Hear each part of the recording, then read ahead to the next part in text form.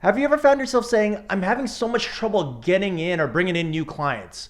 Or maybe it's, I just got my real estate license and I haven't gotten any new clients at all. This is the most common challenge that most realtors face on a regular basis. But let's be real here. If you're seeing these exact phrases, the reason that you're in this position is simply because there is something missing in your strategy.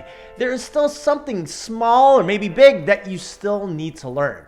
What is up, guys? Emmanuel here, and in today's video, my goal is to help you understand what exactly value is, or the value that you're providing the world, which then leads to the reason as to why maybe your real estate business is not going the way it's supposed to. So let's go.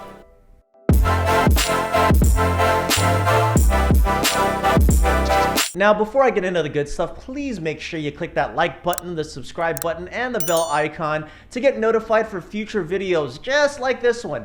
It makes the YouTube algorithm very, very happy, which in turn makes us happy, which in turn allows us to give you more really awesome content just like this. So go ahead, click.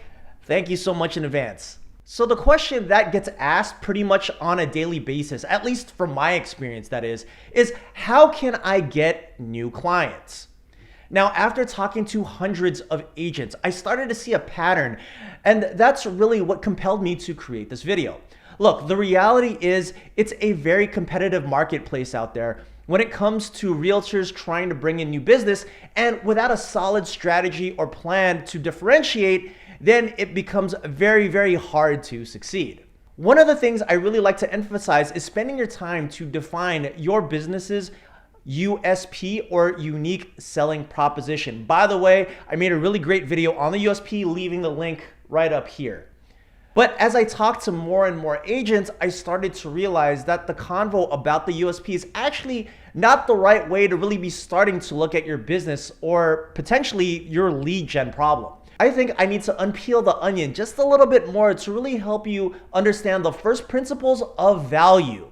And my hope is that once you uncover this, then hopefully understanding your USP and how to position yourself in the market starts making a lot more sense. Now, before I get into today's topic, I've actually heard different variations of this. One from one of the mentors I follow from afar, his name's Jim Edwards. He's a super expert copywriter. I'm gonna flash his book on the screen. I highly recommend you read it. But I have to give a quick shout out to another mentor that I follow from afar. His name's Alex Hormozi, and he recently published this really great video on understanding value. And I really like the way he explained it. So I want to break down that philosophy, but amend it slightly for the sake of real estate. So check this out. Now, what exactly is value? Well, by definition, it's the economics that something is worth, but I personally think that that definition is slightly lost in translation. I feel that value can be something that can be measured. Now, the way Alex actually puts it is he bases value into four main categories, or four main distinct components. You become valuable to the marketplace if you can achieve these four main components that I'm about to explain to you right now. So let me hop into the iPad now, shall we? Okay, so you can kind of break down value in these four main quadrants. All right, so it's 1, 2, 3, 4. All right, now component number one is all about the dream outcome. It really boils down to how you get your clients from where they are now to where they want to be. So for example, getting someone from renting into purchasing their first home. That in essence is value, or more specifically, the value that you're providing your client. This is also the easiest categorization of value that you can achieve. But let's be honest here. It can take months, even years. Given enough time, eventually you'll be able to get your ideal client into their ideal outcome. Which then leads me to component number two, which is the perceived likelihood of achievement. Now, this is all about what are your odds that you can get your client to their ideal outcome. Looking back at that example of the first-time home buyer, the odds dramatically increase your ability to get a person into their first home really based on repetition. How many times have you done this before? Obviously, if it's your first time representing someone, getting them into their first home, then the likelihood that it will take you a longer time to get them into that first home is actually a lot higher versus someone that specializes in first-time home purchases. and that really knows the routine, knows the steps to take, knows the challenges that your clients will encounter, and knows exactly what to do to mitigate them and to get them to their goal faster. The idea here is that you want to be able to show proof of your likelihood of achievement, or in other words, how do you become the least riskiest option to get them into their first home? All right, now moving on, let's talk about component number 3, which is time delay. Now, the question to really answer here is when a client or contact contracts you, how long do they have to wait to get what they want? You see, people pay a premium for speed. Think about it. If you are ordering something online and you wanted it shipped next day air, you would have to pay a premium. Part of the qualities of a premium service is being quick to deliver.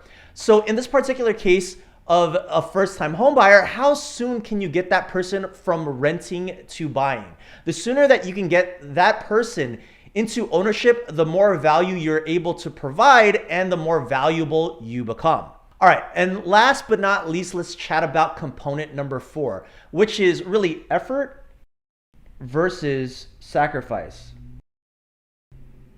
AKA, what will they have to give up or do extra in order to get them to their goal? Now, essentially, the perfect scenario for your clients is to get them to their goal without actually having them to put in the work, or at least minimal effort as possible. Think about it this way. Think about free next day shipping for Amazon Prime members, where they help their customers give up a little effort to have to go to the store to get what they want. Or another really great example of this is Netflix, where the ability to watch a movie is pretty much effortless. Actually, one of the big things that both of these companies really try to put a lot of emphasis on is reducing the amount of actions it takes to get their customers to their desired goal. Now, effort and sacrifice are two completely different things, but they all meet the same requirement endpoint, which is that they need to try to get your clients to a value of 0.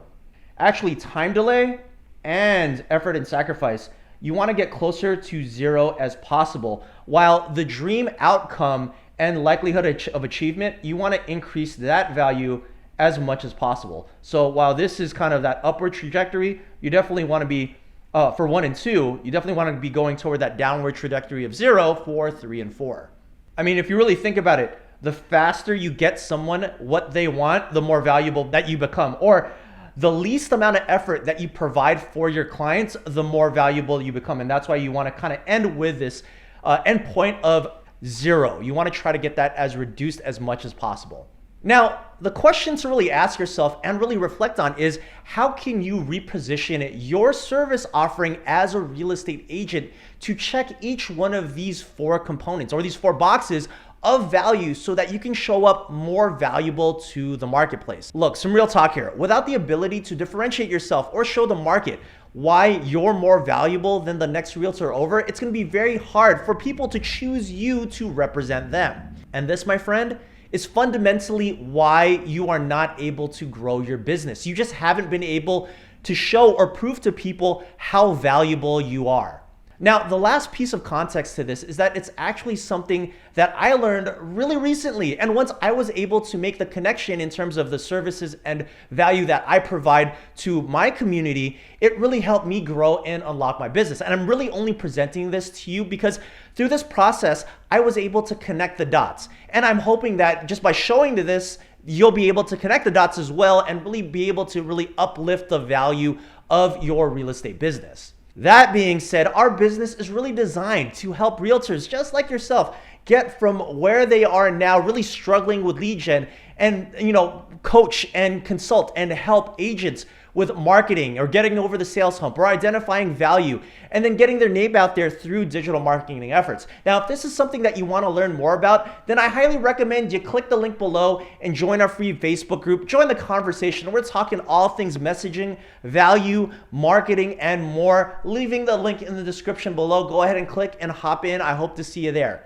That said, if you want to dig in a little bit more into this topic, or really specifically the topic of messaging, because that's kind of the evolution of this topic, then I highly recommend you check out this video right here, which is all about how to win cold real estate leads easily. And it really focuses on a messaging framework. So I highly recommend you check it out. Aside from that, I hope you have a great rest of your day. Bye.